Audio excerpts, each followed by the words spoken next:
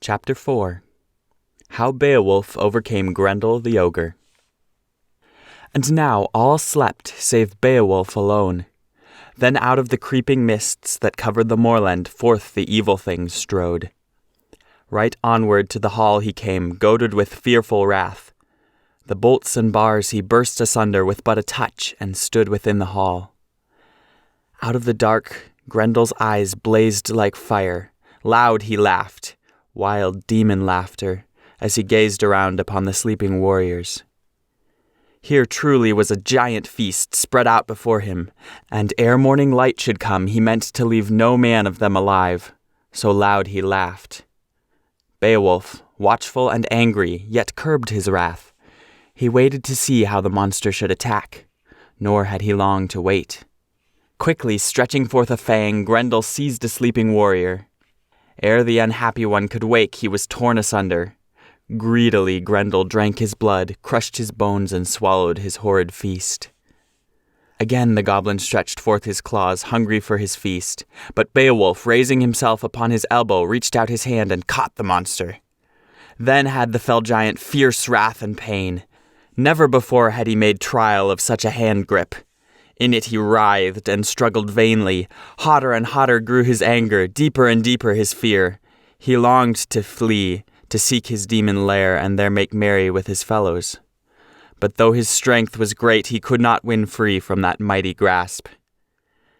Then Beowulf, remembering his boast that he would conquer this ruthless beast, stood upright, gripping the ogre yet more firmly. Awful was the fight in the darkness. This way and that the ogre swayed, but he could not free himself from the clutch of those mighty fingers. The noise of the contest was as of thunder. The fair hall echoed and shook with demon cries of rage until it seemed that the walls must fall. The wine in the cups was spilled upon the floor. The benches overlaid with gold were torn from their places. Fear and wonder fell upon the Dane folk. For far and wide the din was heard, until the king trembled in his castle, the slave in his hut.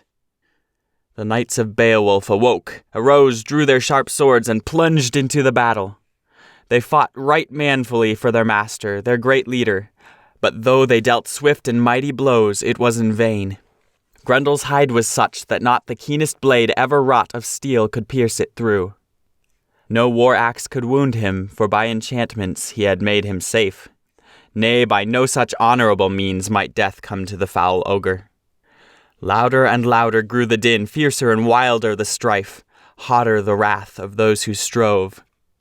But at length the fight came to an end. The sinews in Grendel's shoulder burst, the bones cracked. Then the ogre tore himself free and fled, wounded to death, leaving his arm in Beowulf's mighty grip. Sobbing forth his death song, Grendel fled over the misty moorland until he reached his dwelling in the lake of the water dragons, and there plunged in. The dark waves closed over him, and he sank to his home. Loud were the songs of triumph in Hart Hall, great the rejoicing, for Beowulf had made good his boast. He had cleansed the hall from the ogre, henceforth might the Dane folk sleep peacefully therein. And so the Goths rejoiced, and over the doorway of the hall, in token of his triumph, Beowulf nailed the hand and arm and shoulder of Grendel. Then when morning came and the news was spread over all the land, there was much joy among the Dane folk. From far and near many a warrior came riding to the hall to see the marvel. Over the moor they rode too, tracking Grendel's gory footsteps until they came to the lake of the water dragons.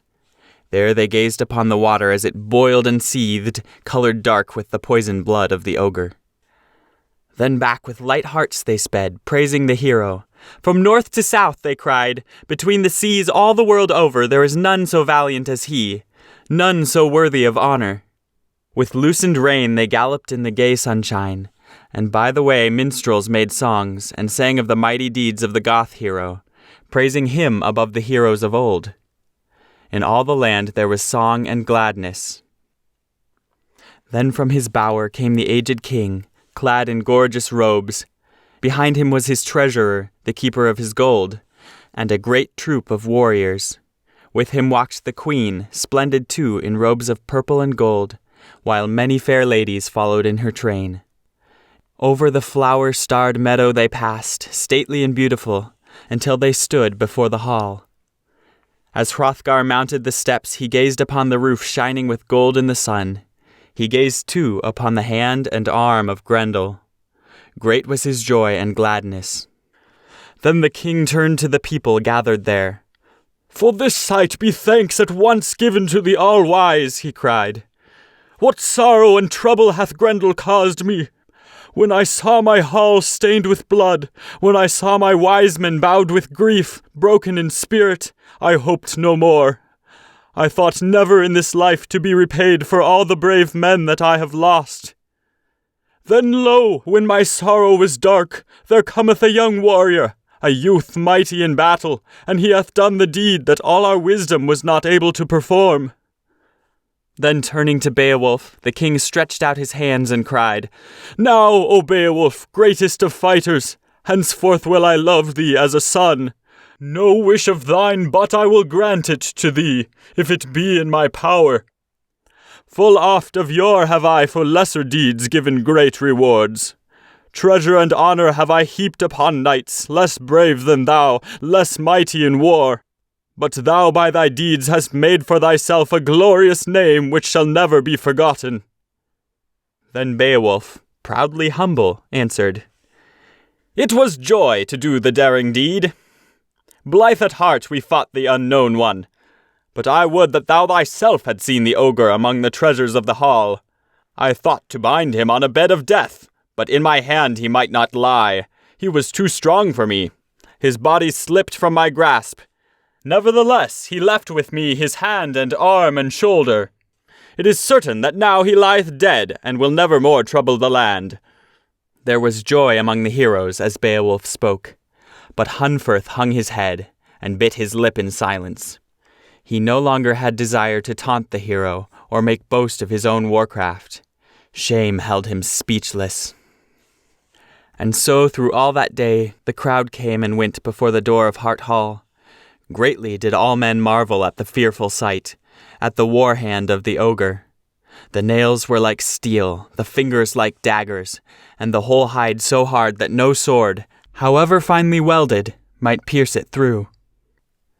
It was indeed a great marvel.